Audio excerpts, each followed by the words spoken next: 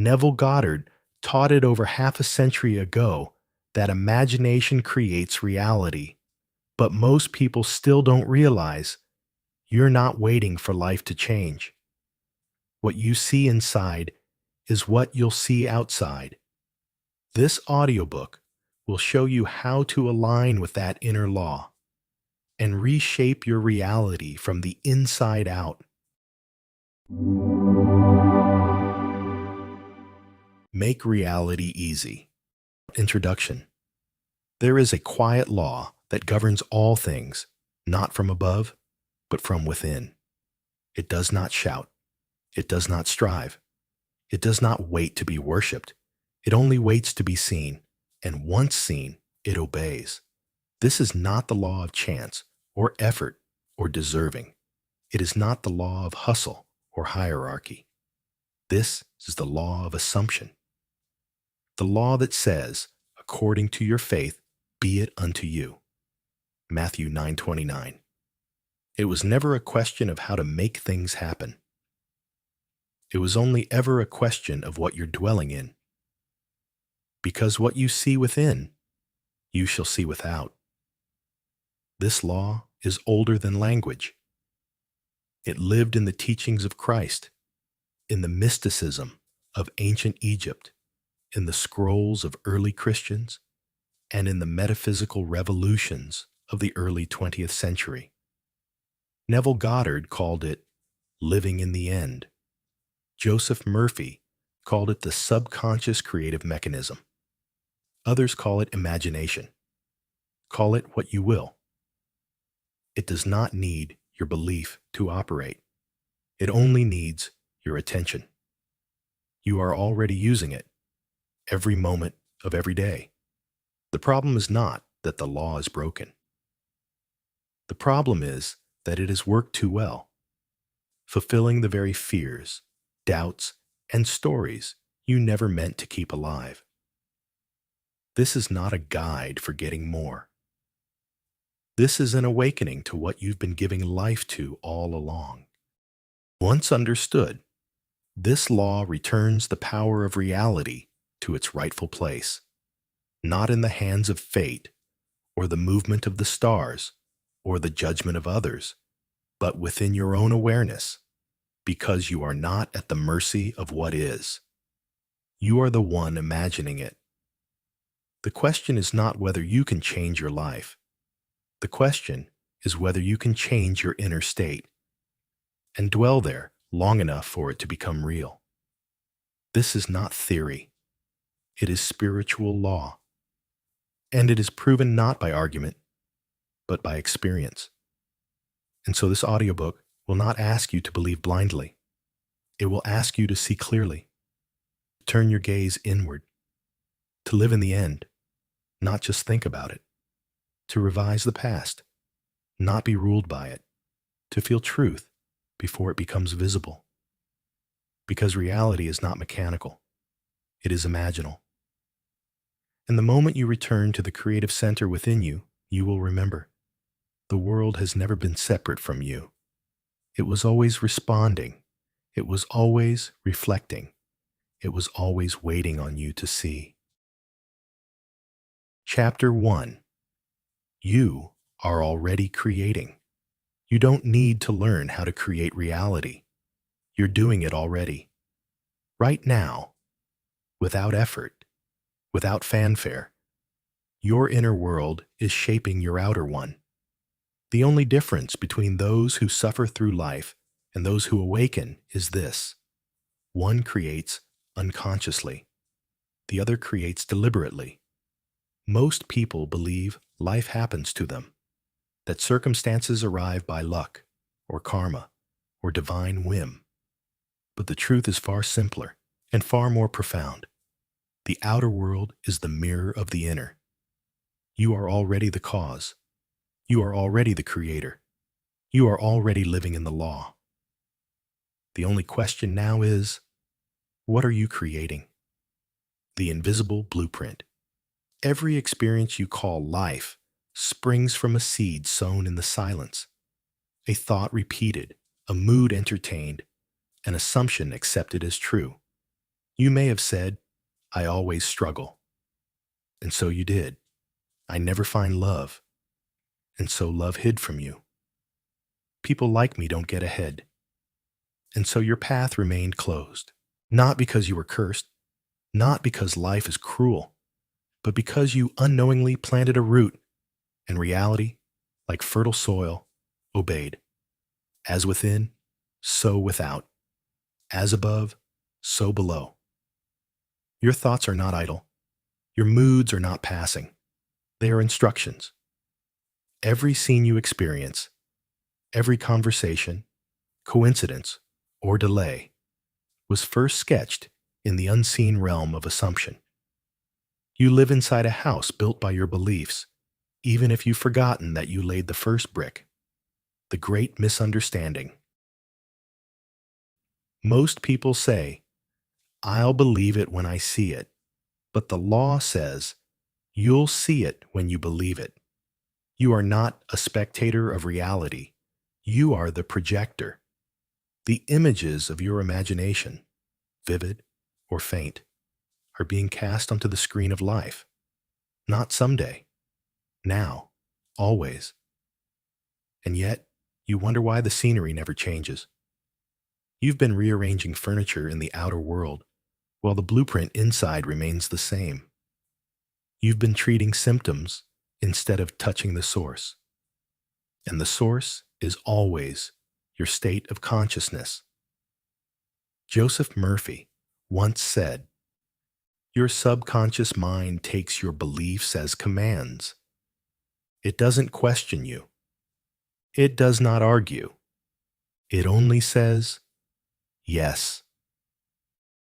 Not a future skill, a present awakening. Let us be clear. This law is not something you must earn. You were born with it. The moment you imagined yourself, you created. The moment you assumed defeat, you created. The moment you clung to fear, or hope, or joy, you created. You have been using the law since childhood. When you played pretend, you entered a world more real than the one around you. When you feared the dark, you gave it power. When you wished on stars, something in you knew. There is more than what is seen. You are not learning a new law. You are becoming conscious of the one you've always obeyed. But I didn't mean to create this. Perhaps you look at your life and say, I never wanted this. I didn't ask for this. And in terms of conscious will, you may be right. But understand this. The law does not respond to words alone. It responds to what you dwell in, the emotional home you return to each day. You may have spoken abundance, but feared lack. You may have prayed for love, but assumed rejection. You may have acted strong, but silently imagined failure. And the law, impartial, exact, unfailing, honored the deepest signal. A double-minded man is unstable in all his ways. James 1:8. You cannot serve two states. You must choose fear or faith, resentment or revision, delay or dwelling in the end. Your inner life is the only soil that matters, and whatever seed is watered will grow. You are not a victim. You are the dreamer. Neville said, man is all imagination. God is man and exists in us and we in him. You are not separate from the divine. You are not a pawn in the hands of fate. You are the operant power, the dreamer in the dream. And like all dreamers, you forget. You walk through the dream and believe it is solid, final, unchangeable. But the moment you awaken, even a little, the dream begins to bend, not by force, not by striving, but by the quiet realignment of your assumption. You begin to imagine differently, and the world responds differently. Your life is speaking back. Do not think of your reality as punishment. Think of it as a message. It shows you what you've accepted. It reveals the contents of your internal state. Not to shame you, but to invite you into awareness. The pain, the lack, the delay, they are all mirrors, and the mirror can only reflect what you bring to it. But here is the good news. The moment you change your assumption, the reflection must follow. Not always immediately, but always faithfully. The outer must match the inner. This is the law. So what now?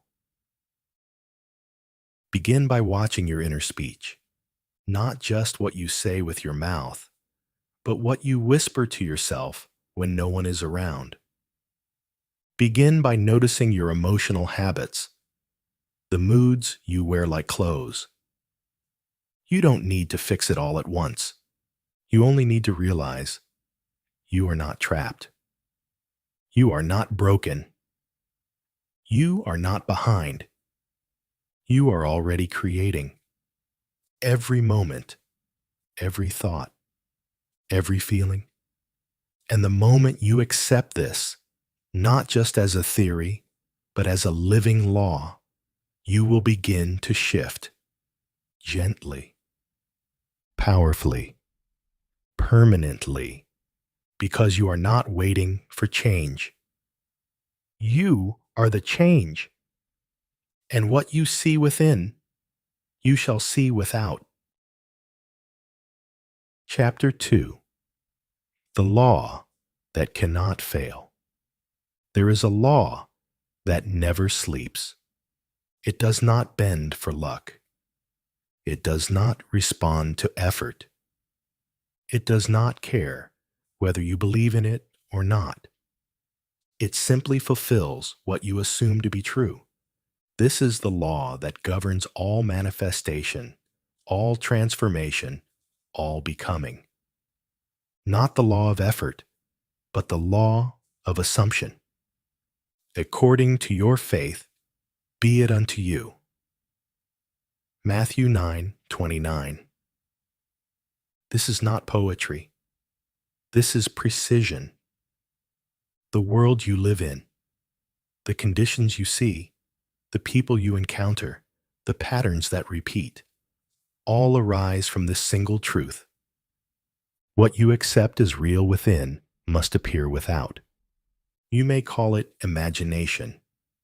You may call it a subconscious belief. You may call it inner knowing, prayer, or alignment.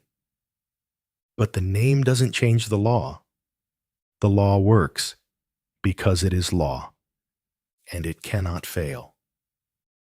Not a technique, but a principle. This is not a trick to get something from the universe. It is the foundation of how life already works. You are not learning to manipulate reality. You are learning to recognize your role in it. The law of assumption says, you do not receive what you want. You receive what you are in consciousness. If you dwell in lack, you meet more lack. If you dwell in fulfilled desire, the world begins to conform to that state. The world does not lead. It follows. Joseph Murphy once said, "Whatever you impress on the subconscious mind is expressed on the screen of space." This law is not partial. It plays no favorites. It answers whatever is impressed upon it, noble or not, joyful or not, conscious or not. This is why the law feels cruel to the unaware, but like a miracle to the awakened. Faith is the fuel. We are not speaking of blind belief, but of faith as inner conviction, a deep knowing that bypasses reason. Faith is not the result of seeing. Faith is what makes seeing possible. Faith is the substance of things hoped for, the evidence of things not seen. Hebrews 11:1. What does this mean? It means that before the form appears, there is a feeling, a state, a knowing that says, "It is done. It is mine. It is so." And from that unseen root, the visible fruit begins to emerge. You cannot fake it with words. You cannot bypass it with positive thinking alone. You must assume the truth of your desire. Live in its reality. Feel from its fulfillment. And then, without strain, life bends. The law is impartial, but you are not. This law is not moral. It does not judge. It simply reflects. If you impress upon it fear, it will grow scenarios to match. If you impress upon it love, it will mirror connection and flow. If you believe deeply in struggle, it will oblige. If you assume peace, it will not delay. The law always answers the signal you hold, not the words you speak. That's why affirmations often fail. You can repeat, "I am worthy," 1,000 times. But if your inner state says, "I'm not enough," the law responds to that. Do not be deceived. God is not mocked. For whatever a man sows, that shall he also reap. Galatians 6:7. Your consciousness is the field. Your assumptions are the seeds. The harvest is inevitable. The secret Neville revealed. Neville didn't invent the law. He uncovered it. And he taught it not as an external formula, but as an identity shift. Man is all imagination. Therefore, man must be where he is in imagination, for his imagination is himself. When you live in the feeling of the wish fulfilled, you are not pretending. You are occupying a new identity. You are saying, "I am no longer hoping. I am." This is not delusion. This is spiritual causation. You are not visualizing something to come. You are assuming it has already come and allowing life to catch up to your inner truth. This is why the law cannot fail. It must reflect the self you're being. But what if I doubt? Doubt comes from identifying with the visible world, from measuring reality by what the senses report. But senses are slow. They report the past, not the present moment of creation. Doubt says, "I don't see it yet." But faith replies, "It's already done."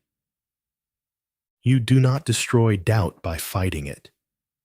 You dissolve it by dwelling in the end. By feeling, thinking, and acting from the version of yourself that already knows. This is who I am now. This is where I live. This is what I see within. The longer you hold that assumption, the weaker doubt becomes. because your reality will begin to reflect your new state, and doubt cannot survive evidence. The bridge is already building. Once the assumption is stable, when you no longer revisit the old self, the old story, the law moves. Not through magic, through movement. Through coincidences, sudden opportunities, unexpected help. Neville called this the bridge of incident, the unfolding of life according to the state you now occupy. You don't have to figure out how. That's not your role. Your role is to remain faithful to the new state, even before a single thing looks different. Why? Because the law is not watching the world. It's watching you. You are the gatekeeper. You can no longer say, "I didn't know." The law has been revealed to you. And now, the question is not whether it works, but whether you will work with it. This does not require force. It requires surrender. A gentle, quiet decision to stop waiting for change and start assuming that it already is. You are the one who decides what's real in here. And what's real in here becomes what's seen out there. The kingdom of God is within you. Luke 17:21. This is not metaphor. It is spiritual law. You are the gatekeeper of reality, the shepherd of thought, the dreamer, and the dream.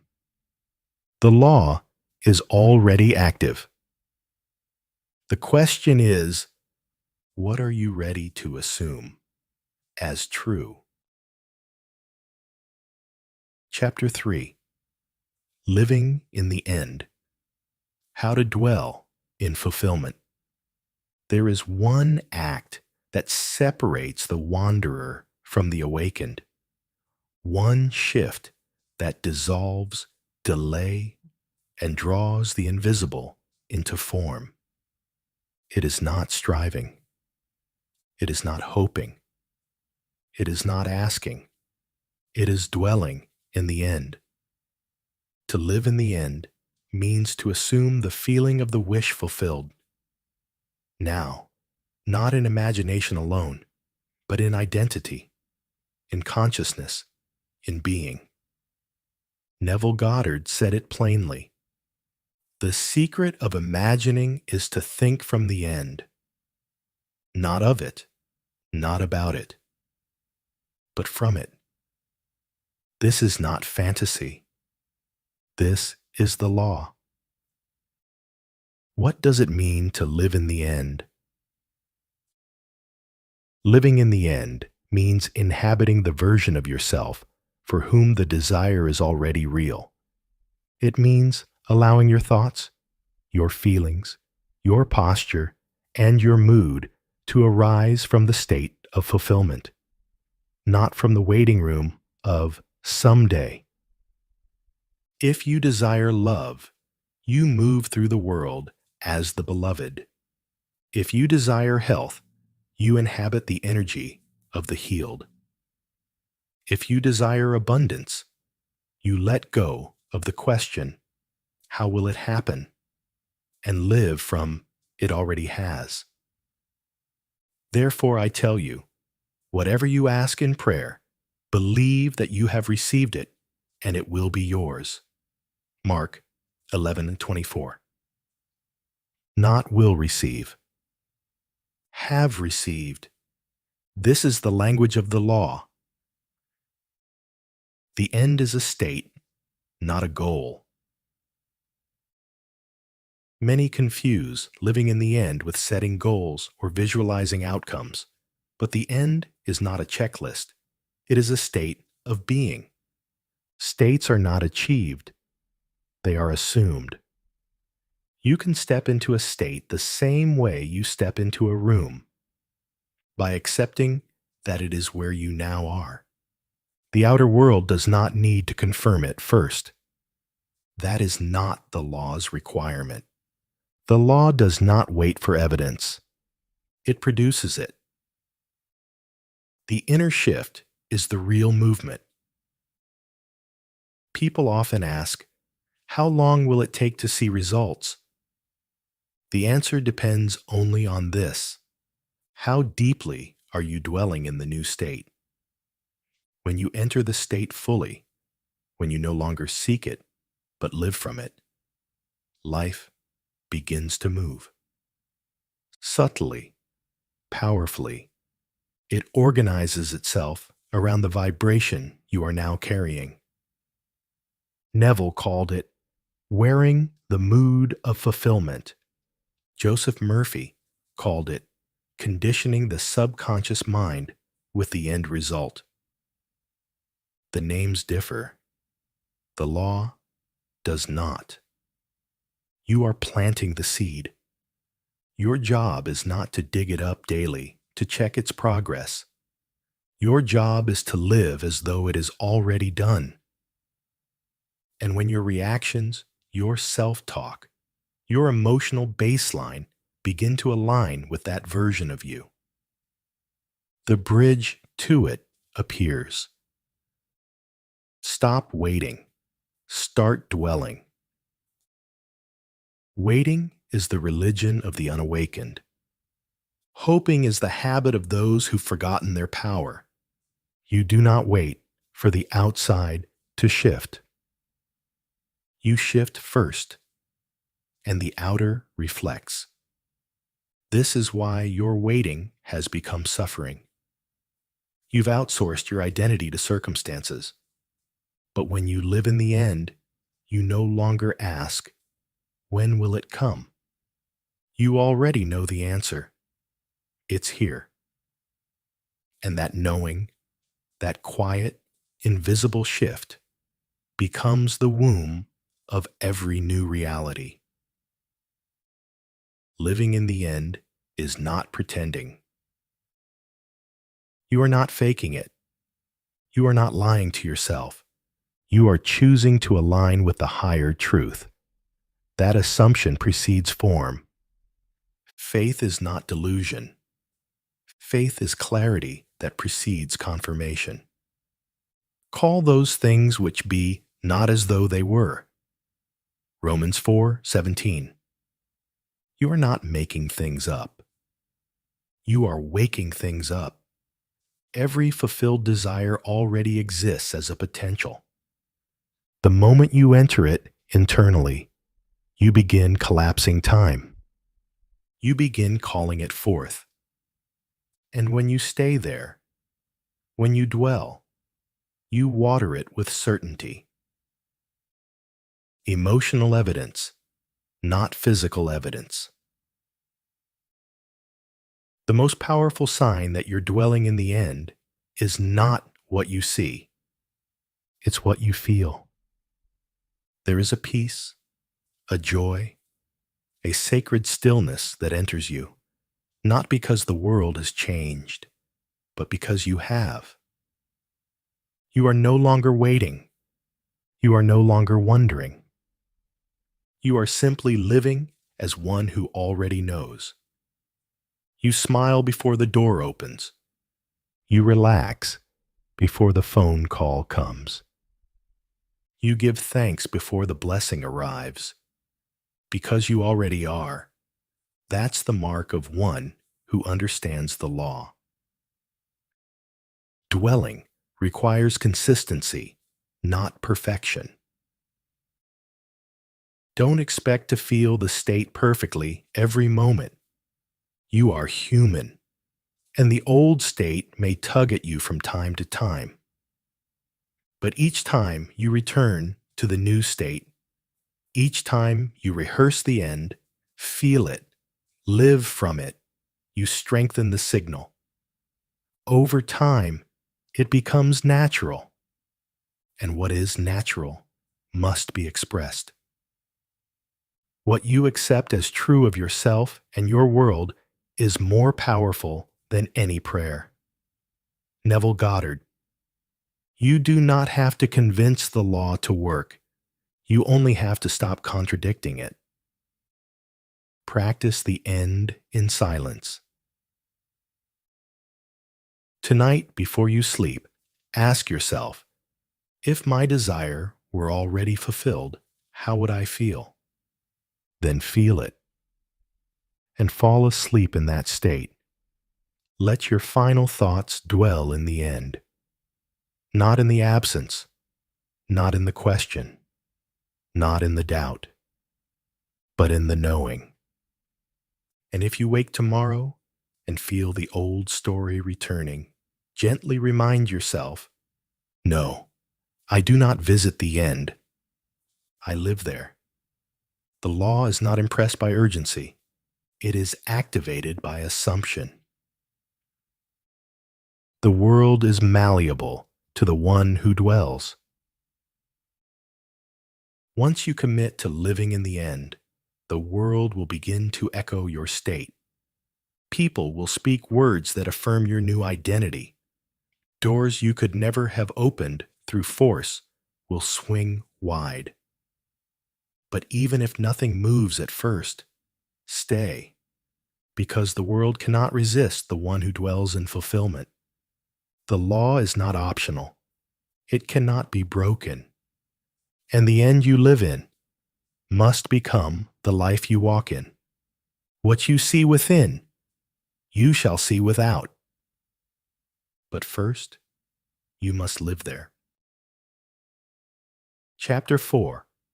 Feeling is the secret and the signal. You may hear these words 100 times. Assume the wish fulfilled. Live in the end. Dwell in the new state. But until you understand this, nothing moves. Feeling is the secret. You can visualize for hours. You can script affirmations across 100 pages. You can whisper declarations into the mirror. But if the feeling is absent, the signal is weak. Because it is not the image alone that creates. It is the emotional charge behind it, the conviction, the atmosphere, the internal truth you embody. The law responds to atmosphere, not words. You don't need to convince the universe. You need to impress your subconscious. And the subconscious doesn't speak English. It speaks in emotion.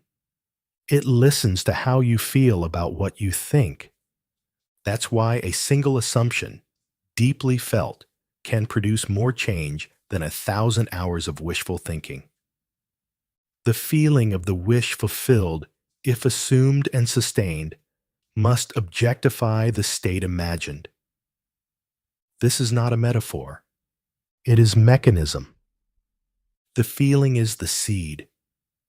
Your state of consciousness is the soil, and the world is simply the garden where your inner convictions grow.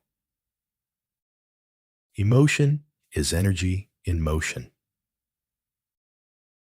Feeling is not weakness. It is power. It is the hidden current running beneath every thought, every expectation, every reaction. You may think you're being logical, reasonable, grounded, but beneath that, your emotional state is always broadcasting, and the law listens to your broadcast. As a man thinketh in his heart, so is he. Proverbs 23:7. Not in his intellect, not in his vocabulary, but in his heart, the emotional center of his being. That's where reality listens. What does it mean to feel it real? To feel it real is not to pretend. It is to enter into the inner experience of the desired state, to rehearse the reality of it emotionally as though it were present now. It means asking not, how can I make this happen? But, If it were already true, how would I feel? You sit in that feeling. You breathe in that peace. You let your nervous system adjust to a new truth. You are not commanding anything to happen. You are preparing yourself to receive what has already been accepted. Whatever you ask for in prayer, believe that you have received it, and it will be yours. Mark 11:24. Feel it now, not later. Now is when the imprint occurs. Why most people don't get results. Most people visualize the desire, but feel the absence. They speak abundance, but feel fear. They repeat, "I am loved," but carry the ache of rejection. And the law, precise and unwavering, reflects not the image, not the words, but the dominant emotional frequency. You cannot water two gardens. The one you feed, with attention and feeling, is the one that grows. Your subconscious mind takes the feeling as the substance of reality. It does not know what's real or imagined. It only knows what you feel as real. How to change your feeling. You may ask, but how do I feel something I don't believe yet? The answer is not to fake it. It is to step gently into the atmosphere of it. Start by softening the question. Don't try to force joy. Don't pretend to be thrilled. Ask instead, what would peace feel like in my body right now? If this prayer were already answered, how would I breathe? What posture would I have if I were already loved, already chosen, already safe? Don't search for fireworks. Look for the tone, the quiet shift in your inner environment. That subtle warmth is the beginning of transformation. It is the signal being sent. Let feeling lead behavior. When you begin to feel from the end, your behavior will shift. You won't chase. You'll align. You won't beg. You'll receive.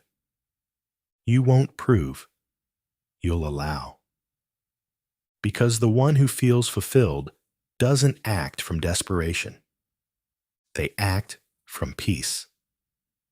This is how bridges are built, not by forcing the outcome, but by allowing the feeling to shape your path. Your body is a barometer. Your mind can lie, but your body tells the truth. Tension, tightness, restlessness. These are signs you are imagining from lack. Softness, calm, expansion. These are signs you are in alignment with the end. Use your body as a barometer. It will always tell you whether your inner world is living in fear or fulfillment. Return to the feeling. Let it saturate your imagination. Let it anchor your attention. And then surrender. Let the law do what it always does. Reflect your inner truth.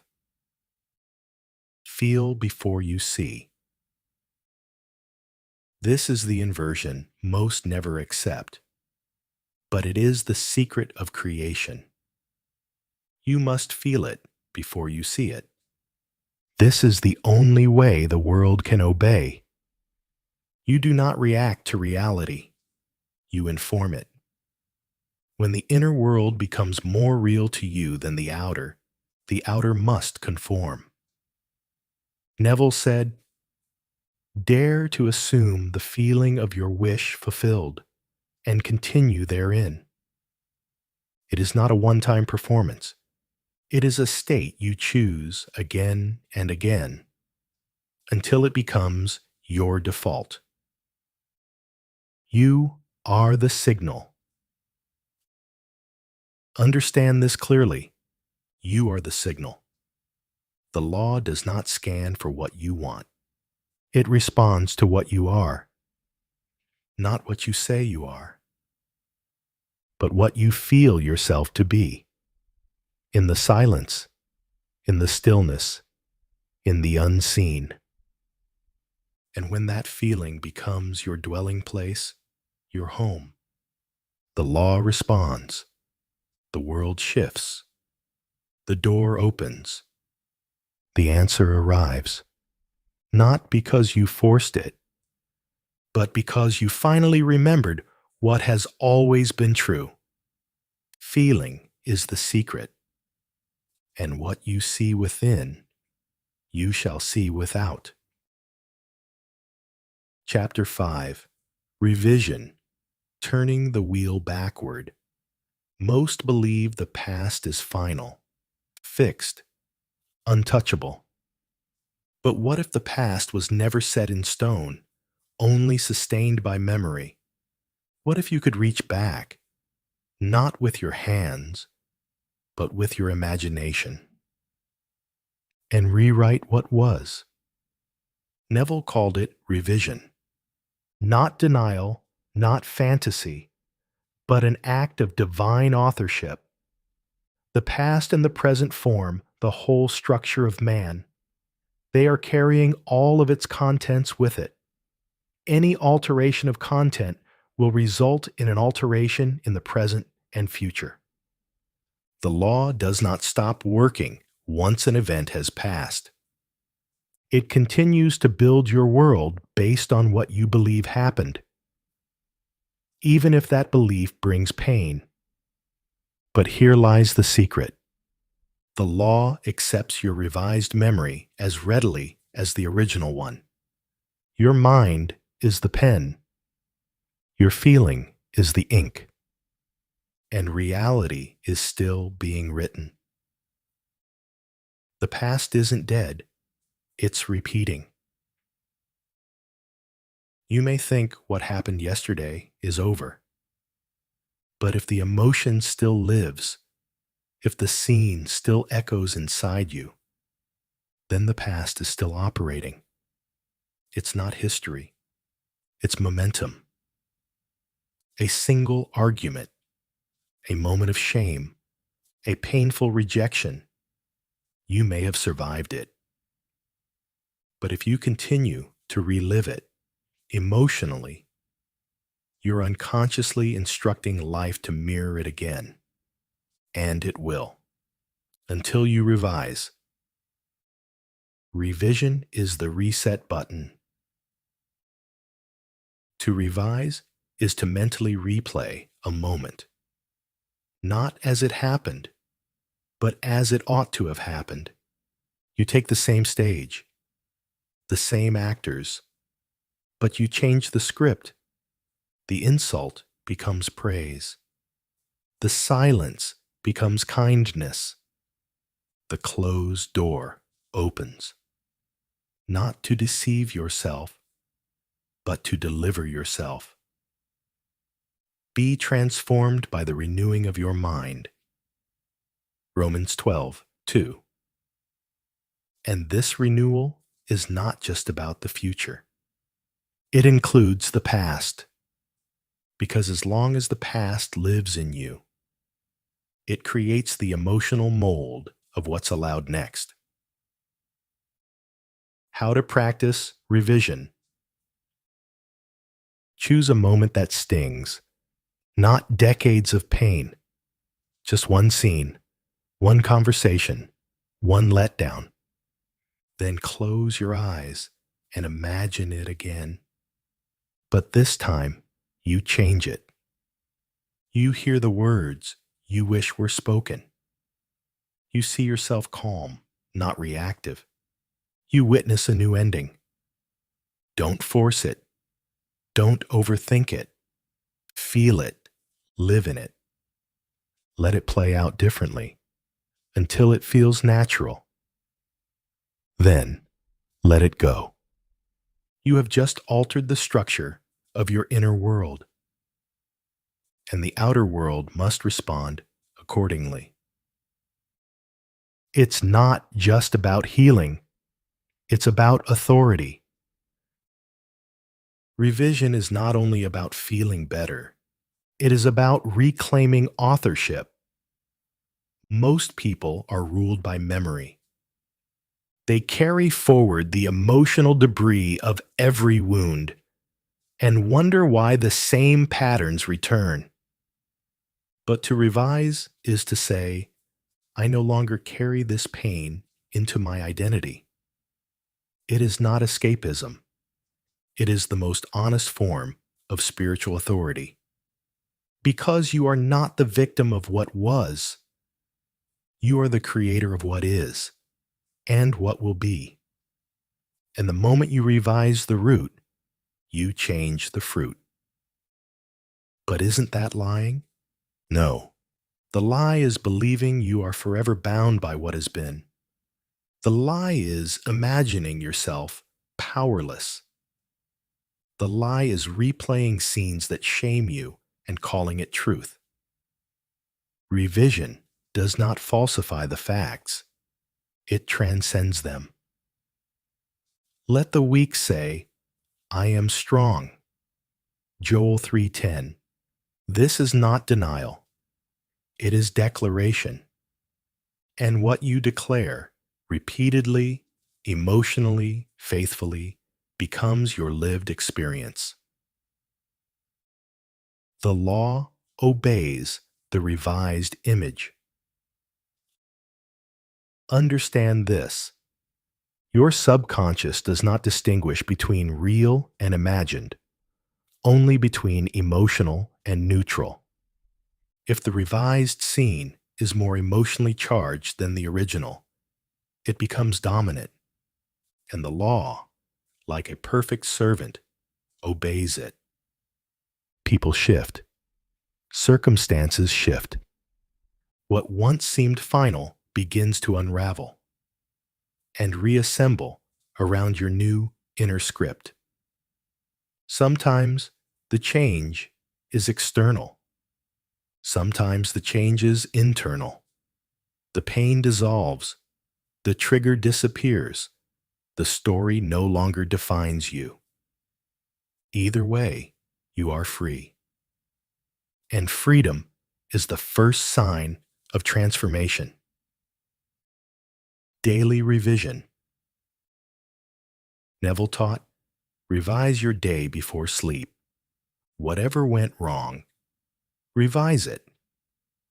If you were spoken to harshly, replay it with gentleness. If you hesitated in fear, rewrite it with confidence.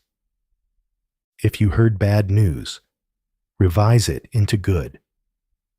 Not because you're delusional, but because you understand how the subconscious molds tomorrow, using yesterday's impressions. You are teaching your inner world how life feels. And your inner world does not sleep, so show it a better scene, and let that version become the new root. Revision is redemption. To revise is to reclaim what felt wasted, to reassign meaning to events that once disempowered you. It is to say, I am not bound by what happened. I am only bound by what I keep imagining. Jesus spoke of forgiveness not as moral superiority, but as liberation from loops. Though your sins be as scarlet, they shall be white as snow. Isaiah 1:18. Revision is forgiveness in motion. It sets you free by changing the inner structure of what you carry forward. Use it boldly. if the law is truly yours? Why not test it? Revise conversations. Revise missed opportunities. Revise childhood wounds, old patterns, financial regrets, and each time, feel the new ending as real. Dwell in the peace it brings. Fall asleep in that new state, because your past is not your prison. It is your palette. And imagination is the brush that paints again. What you revise within, you shall redeem without. The wheel of time may turn forward, but with imagination, you can turn it backward. And when you do, the future changes with it. Chapter 6. The Bridge of Incident, when the path unfolds itself. Once the assumption is made, the bridge appears, not always in thunder, not always in light, but it appears. Life begins to move. Quietly, intelligently, with a wisdom that no mind could predict. This is the bridge of incident, the chain of seemingly unrelated events that lead you to the fulfillment of your assumption. You do not need to control it. You could not, even if you tried. It is not your job to orchestrate the how. It is your job to dwell in the end. The law will handle the rest. Cause is not in the world. It is in you. When you assume a new state, when you live in the end, when you revise, when you feel it real, a seed is planted in your consciousness. And from that seed, reality begins to reorganize itself. People shift. Ideas emerge. Doors open. Often so subtly, you might miss it. But everything is responding to the new vibration you carry. Neville wrote, "The moment you assume the feeling of the wish fulfilled, the fourth dimensional world responds by projecting an event in the three-dimensional world to mirror that state." This projection is the bridge. It is not the desire itself.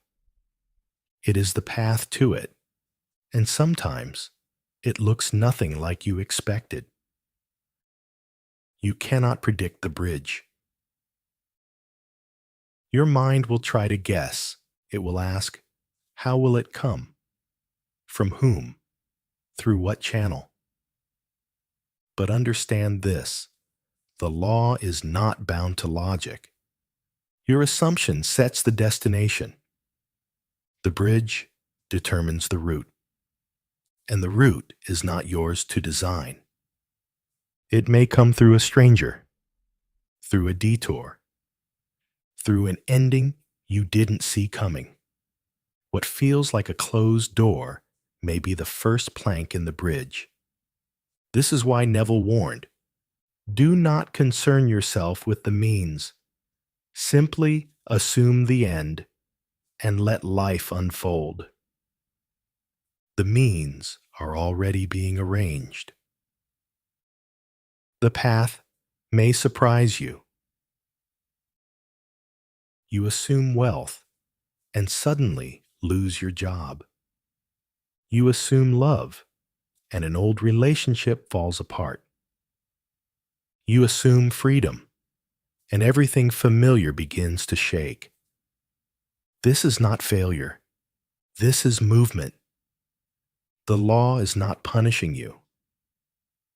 It is removing what no longer aligns with your new state. And it does so without asking for permission. The old must fall away, not to hurt you, but to make space for the new to arrive. You asked for the new ending. The bridge is how you get there. Walk the bridge without doubt. Once the bridge begins, your only task is to walk it without contradiction. Do not revisit the old state. Do not ask, "Is it working?" Do not stare at appearances and lose faith. For we walk by faith, not by sight. 2 Corinthians 5:7. The bridge does not require your effort, only your fidelity to the end. Each step will reveal itself when it is needed. You may not know what's happening, but something deep within you will whisper, "This is part of it. Keep going." And if you listen, if you stay loyal to the unseen, you will arrive. It may not feel magical. The bridge of incident is often ordinary: a phone call, an idea, an email, a chance meeting. It won't always feel supernatural until you look back. Then you will see the perfection of its timing, the genius of its alignment, the impossibility of coincidence. And you will say, "Only the law could have done this." Trust in the Lord with all your heart, and lean not on your own understanding. Proverbs 3:5. You are not meant to understand every step. You are meant to trust the unfolding. Don't interrupt the process. The only thing that can disrupt the bridge is you. When you doubt, you delay. When you second guess, you short-circuit the current. When you chase, you confess that you do not yet have. But when you rest in the state, when you carry yourself as one who already is, the bridge strengthens beneath your feet. It forms without effort, because it must. The law is mechanical in its loyalty. It cannot betray the state you faithfully inhabit. Clarity comes in hindsight. You won't always see the connection while you're crossing the bridge, but when you look back, when the desire is fulfilled, you will trace every twist, every delay, every detour, and see how they had to happen. What once felt wrong will make perfect sense. What once felt lost will be revealed as grace.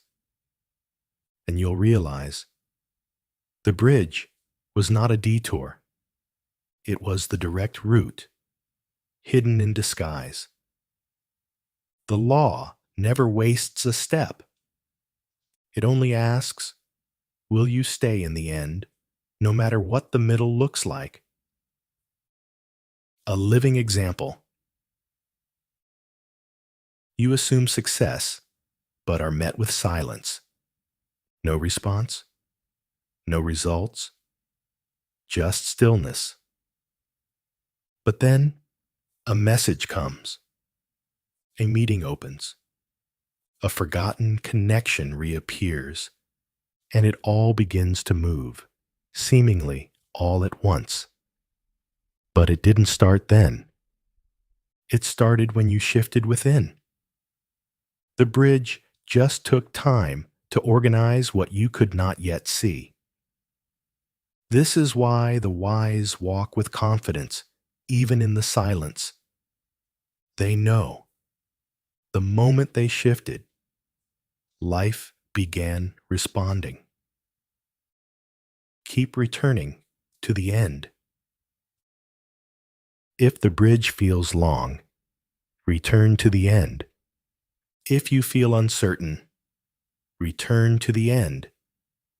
If the world looks opposite, return to the end. Because the end you dwell in is what the bridge is built around. Stay there. Live there. Walk from it. And let the law do what it was always designed to do. Deliver you. Not by force, but by unfolding. The bridge of incident is the proof that the unseen is always becoming seen. It is the quiet thread between your assumption and its fulfillment. Walk it with faith, with peace, with quiet joy. Because the law is not guessing. It is carrying you, one step at a time, toward the world you already accepted. What you see within, you shall see without, and the bridge will get you there. Chapter 7. The resistance of fact and the supremacy of vision. The most significant test of spiritual power is not how deeply you imagine, but how do you respond when facts contradict your assumption? It is easy to dwell on the end when the world cooperates, but what will you do when the world says no? When does the door stay closed? When does the result seem delayed? This is the great resistance, the place where many fall back into old states and call it reality. But facts are not final. They are reflections. And you are not called to bow to facts. You are called to persist in vision. We look not at the things which are seen, but at the things which are unseen. For the things which are seen are temporary, but the unseen is eternal. 2 Corinthians 4:18. Your vision is not wishful thinking. It is the root of all things yet to bloom. Facts are not law. They are echo. A fact is simply a past assumption made visible. It is the echo of a state you once accepted. But the law of assumption does not ask you to react to what was. It invites you to create from what is within. The world will always trail behind your state. This is not failure. It is the natural delay between seed and harvest. You may assume wealth and still see bills. You may assume healing and still feel symptoms. You may assume love and still face silence. But the wise do not adjust their state based on the outer. They adjust the outer by persisting in the inner. Do not let the mirror lead. Neville said, "Never accept facts as final if they contradict your desire. Persist in your assumption." Imagine looking into a mirror and seeing a frown. Would you reach into the glass to change it? Of course not. You would change your own expression, and the mirror would follow. Life is the same. The world is your mirror.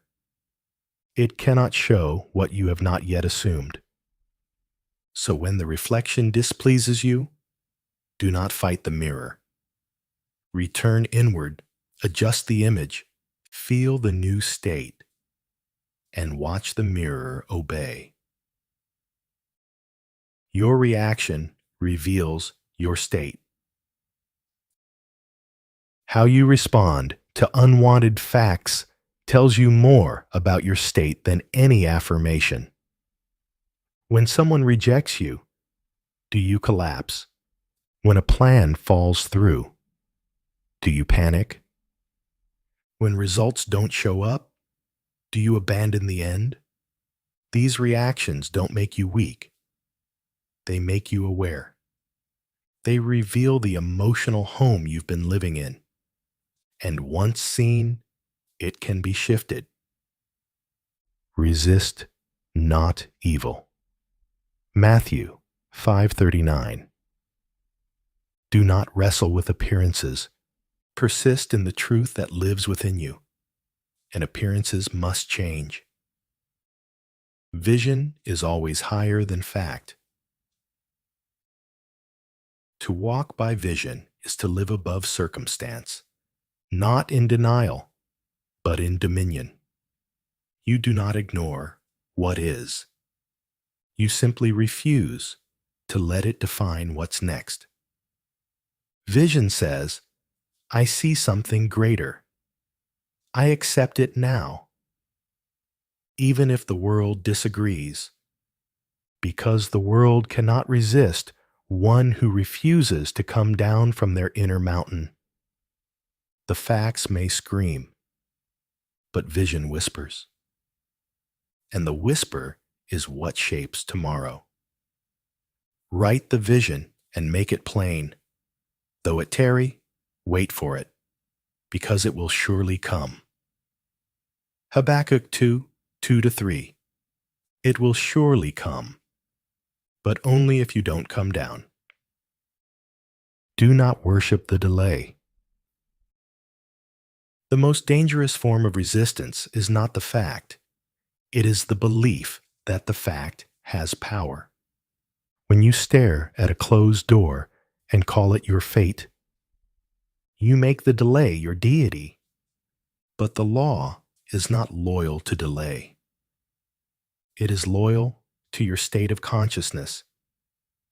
When you dwell in the end, even in the silence, the bridge continues to form. The delay does not mean the law has failed. It means the law is still unfolding. Your role is not to chase the outcome. Your role is to remain centered in the outcome already accepted. Faith is measured in stillness. Faith is not loud. It does not argue with facts.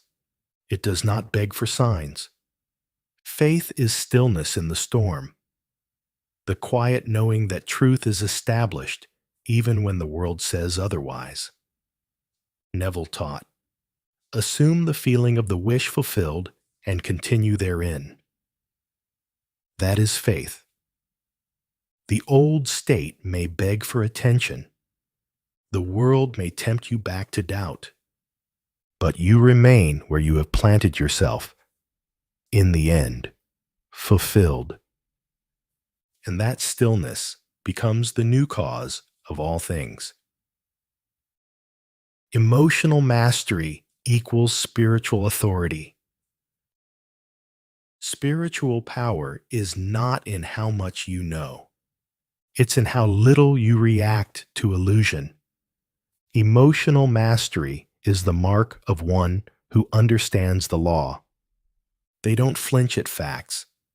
They don't collapse at contrast. They know this is a shadow. It will pass. But what I hold within will remain. You do not need to win the world over. You only need to win back your attention. Let it rest again on the end. Let it return to what is true. Let it feel again the joy, the gratitude, the fulfillment of already having it, because the moment you do, the law begins again. Remain loyal to the unseen. When you assume the state and persist in it, you become unshakable. The facts may dance. The world may resist.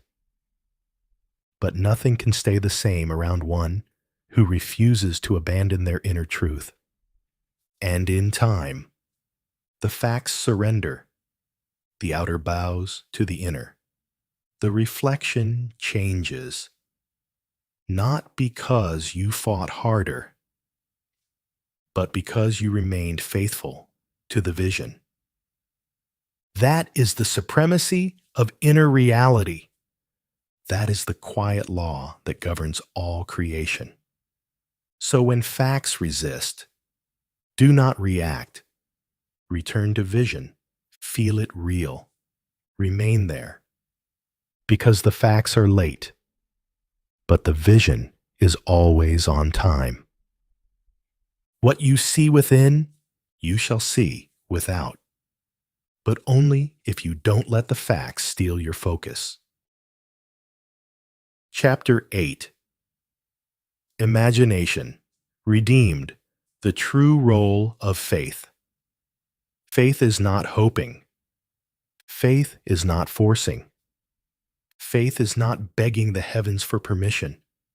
Faith is knowing, with such quiet depth that even the silence cannot shake it. True faith does not look up. It looks within. Because the kingdom is not out there. It is inside you. The kingdom of God is within you. Luke 17:21. And faith is what opens the gate. Faith and imagination are one. Imagination without faith is fantasy, but imagination with faith is creation. The moment you dare to imagine a thing as true and hold to it without contradiction, you activate the law. Neville Goddard declared, "Faith is loyalty to the unseen reality." It is not belief in something distant. It is alignment with something already here, though not yet visible. You are not waiting for evidence. You are becoming it.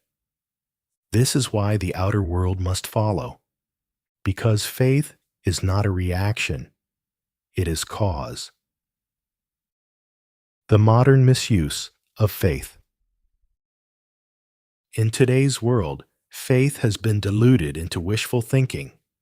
Have faith, they say. While bracing for disappointment, they call it surrender, but deep down, expect to be let down. But this is not faith. This is emotional insurance. Real faith carries no plan B. It stands tall in the unseen and declares, "It is done." Not someday, not if conditions improve. Now. And that internal posture becomes the mold through which life is poured. Faith is assumption embodied.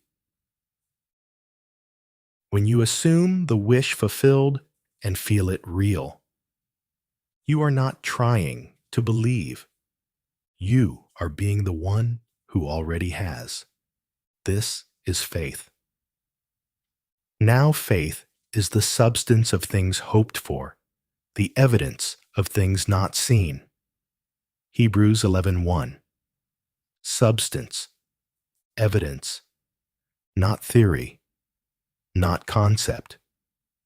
Faith is a present tense conviction that the unseen is more real than what the senses report. And when you dwell in that conviction, the unseen must become seen.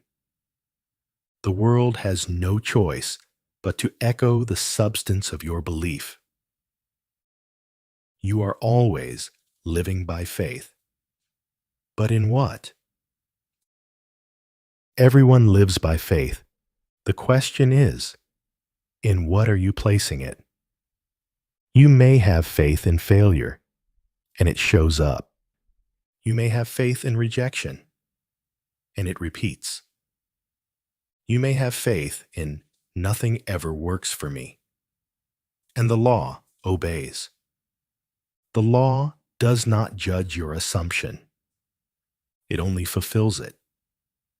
So if you must place your faith somewhere, place it in the vision that sets you free. Faith is not passive, it is creative. Faith is often misunderstood as waiting with hope, but hope waits. Faith creates. Faith walks, speaks, thinks, and feels as though the end were already here. Because to the one who walks by faith, it is. Joseph Murphy once said, "Faith is the power of your subconscious to act on the mental image you accept as true." Faith, then, is not just belief, it is mental agreement. It is emotional partnership with your assumption. Once that agreement is made, the subconscious, the law, the invisible forces of reality move, not randomly, but precisely. Faith doesn't require you to understand, only to feel. You do not need to know how the answer comes. You only need to feel that it has come. Faith bypasses the mind. It does not ask for a strategy. It simply asks, can you feel the end now? If so, the bridge will form. You do not need to visualize perfectly. You do not need to master techniques. You need only to believe with your entire inner world that it is so. And that belief, held in imagination, watered with emotion, stabilized by repetition, becomes form. Faith is tested in silence. What will you do when nothing moves? When the world is quiet? When all evidence says it's not working? This is when true faith begins. To imagine in comfort is easy. To imagine in contradiction, this is the mark of mastery. Faith does not flinch when facts resist. It rests in vision. It returns to the inner state. It remembers, this has already happened, even if no one else can see it. Blessed are those who have not seen, and yet have believed. John 20:29. This is the path of the awakened Creator, the one who holds the end in consciousness until the world catches up. Faith is the creative substance of all that is. All creation is faith-based. The house, the business, the relationship, the healing. All of it is first imagined, assumed, and accepted before it becomes visible. You may think you are waiting on time, but time is only waiting on your sustained inner conviction. Reality is clay in the hands of faithful imagination. This is not philosophy. This is law. You are already shaping your life, not through effort, but through the quiet power of what you believe to be true right now. Redeem your imagination.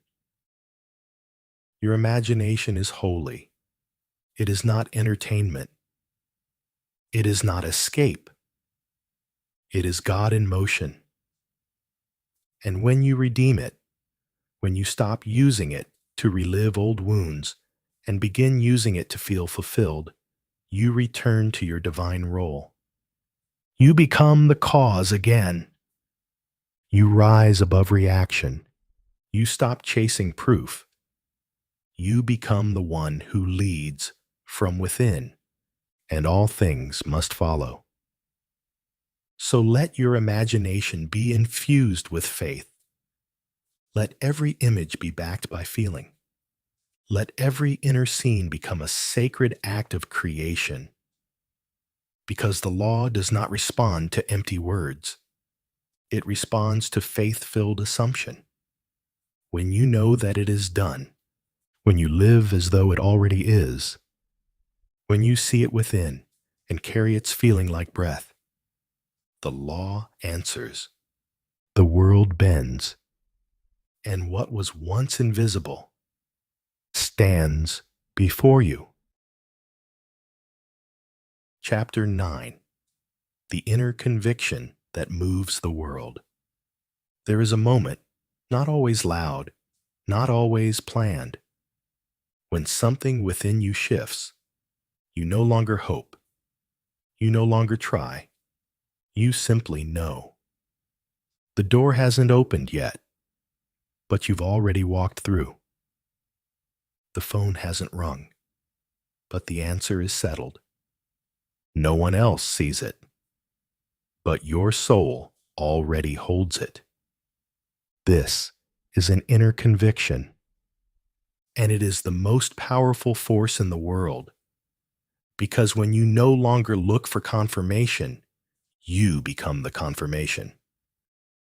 Conviction is not force. It is identity. You don't have to push. You don't have to repeat endlessly. You don't have to scream your affirmation into the void.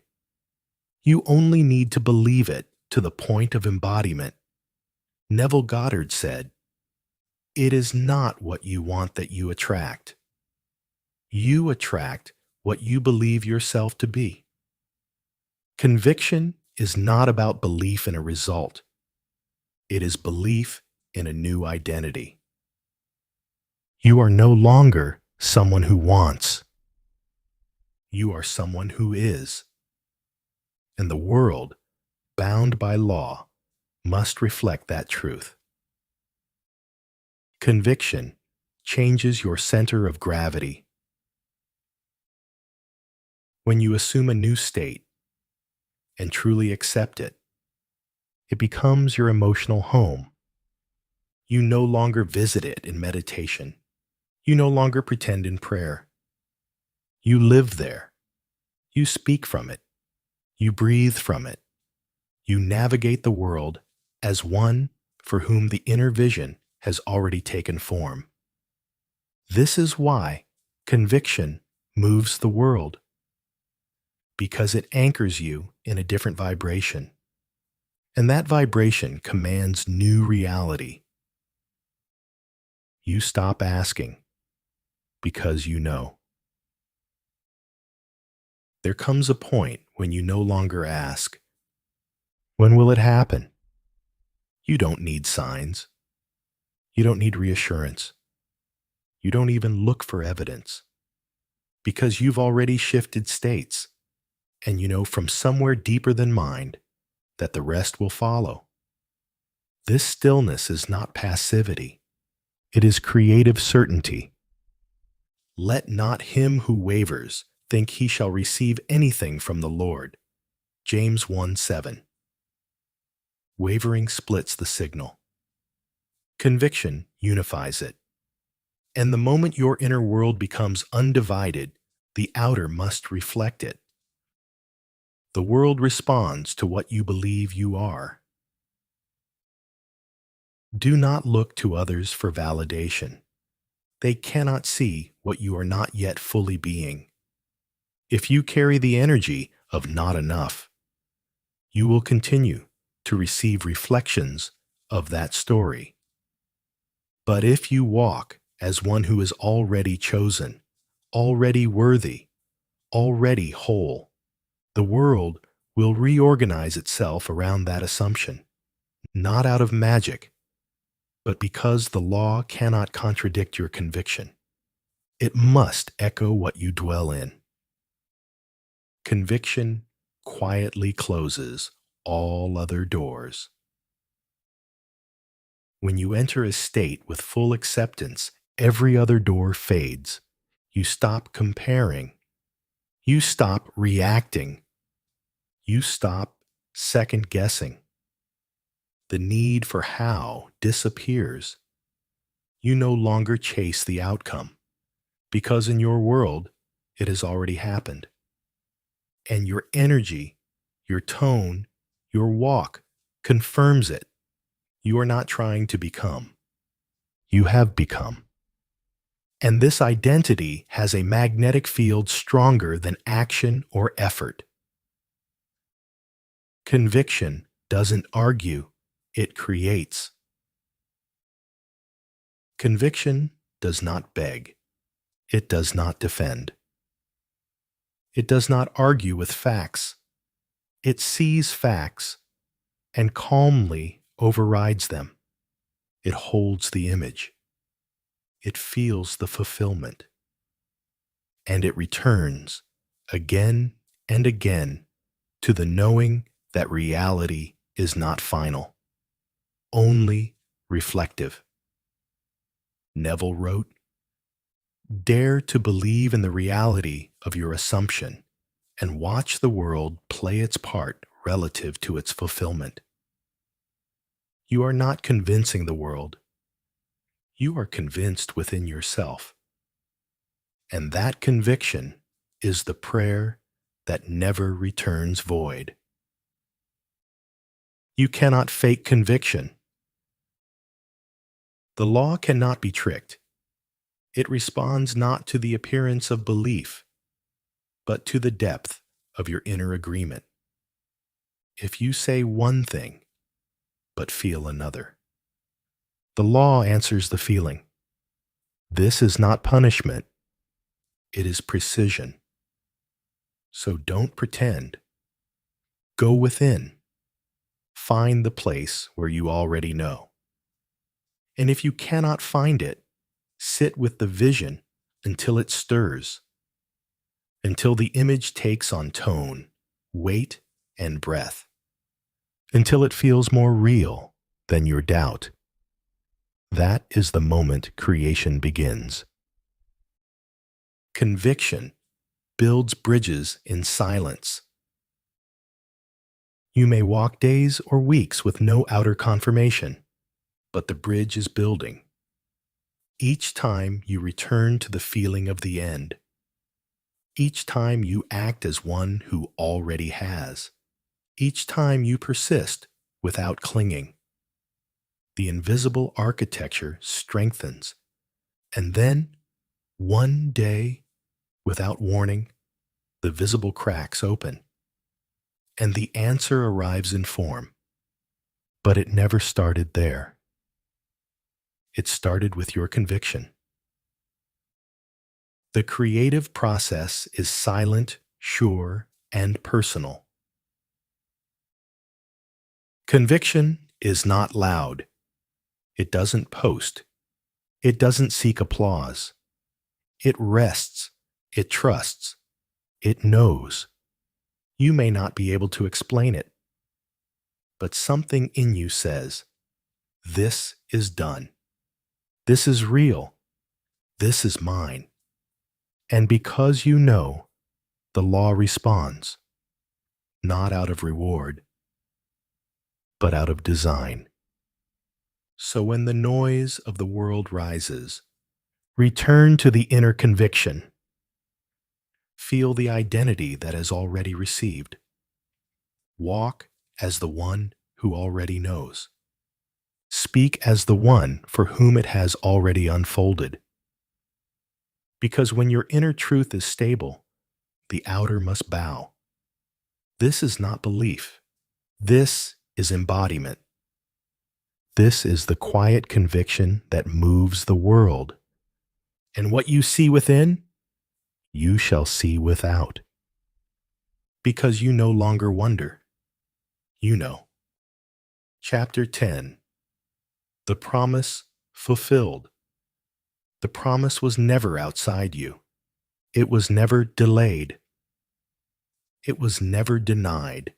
It was only waiting for you to believe. The truth is this: you are the fulfillment. You are the one to whom the promise was spoken, and the one who fulfills it by being it. Neville Goddard taught, "The promise is buried within you, like a seed waiting to awaken." And now, as you walk in assumption, as you dwell in the end, as you live from the inner vision, the seed bursts into bloom, not someday, now. The end was always yours to begin. This is the great paradox.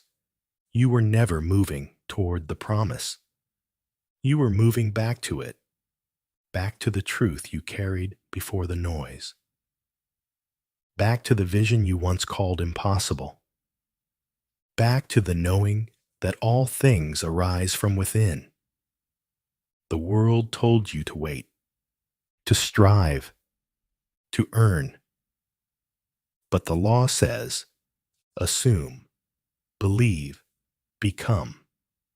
And when you do, the end becomes visible, not because it was created, but because it was remembered. The promise is in the pattern.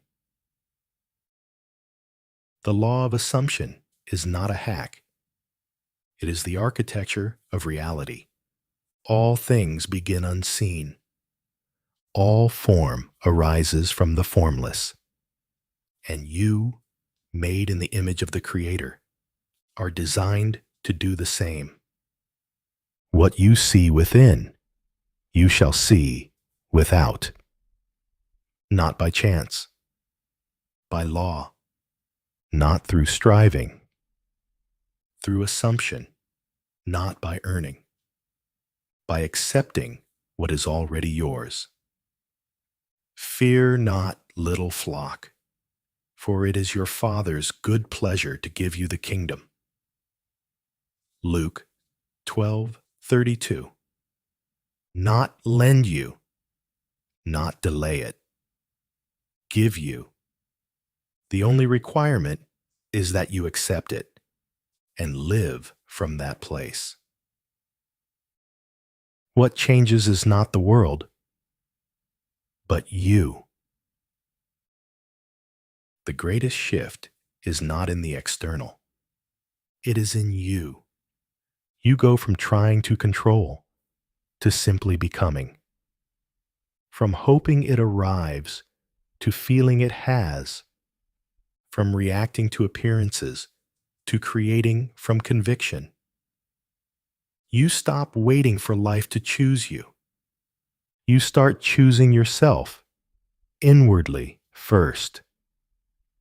And then the world, like an obedient mirror, reflects it all back. Because once the inner man is changed, the outer must realign. Not out of magic, out of divine inevitability. The fulfilled state is a frequency. You no longer visit the state of the end. You live there. It colors your tone. It shapes your posture. It informs your language. People notice something different, not louder, truer, not forced, centered. You've become the version of yourself that used to be a vision. And because you no longer doubt it, you no longer delay it. It is done unto you as you believe. Matthew 9:29. You believed, and now it is done. No one can take this from you. There will still be storms. There will still be noise. But once you've tasted the end, once you've felt its reality, nothing can take it from you. Not rejection, not delay, not silence. Because the real fulfillment is not the result. It is the knowing. And once that knowing is seated in your being, the world cannot unseat it. This is the freedom Neville spoke of. The liberation from outer control. The awakening to inner cause.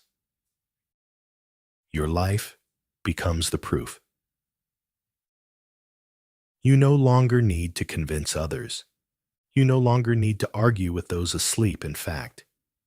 Your life becomes the proof. The way you speak. The peace you carry.